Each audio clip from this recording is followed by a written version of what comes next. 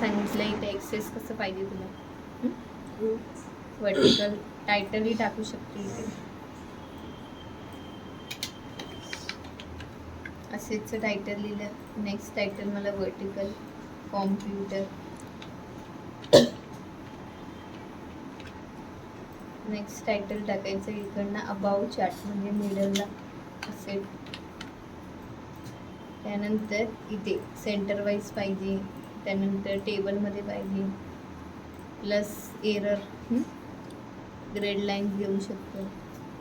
त्यानंतर इथे कुठल्या साईडला पाहिजे, टॉप अँड साईडला, या राईट हँड साईडला. लेआउट कसं पाहिजे बघ, इकडनं लेआउट चेंज कर. लेआउटला कलर पाहिजे, कलर. स्टाईल पाहिजे, स्टाईल. सिलेक्ट डाटा, एखादा डाटा तुला याच्यामधून ऑफ करायचा नको असेल ऑफ करू शकतो.